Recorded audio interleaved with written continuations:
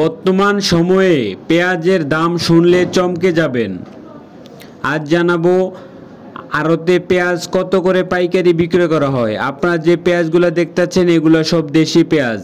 এক সপ্তাহের ব্যবধানে পেঁয়াজের দাম বেড়েছে 10 টাকা করে। আগে 43-44 টাকা পেঁয়াজ কিনা গেল, এখন পেঁয়াজ কিনতে হয় 49-50। আপনারা দেখতে পাচ্ছেন পেঁয়াজগুলা কাটা হইতেছে। এই পেঁয়াজগুলো আজকে বিক্রয় হয়েছে 49 টাকা করে। 49, আর ভালো মাল 50 টাকা করে বিক্রয় হয়। আর একটু নিয়ম যেটা সেটা 49 টাকা বিক্রয় হয়।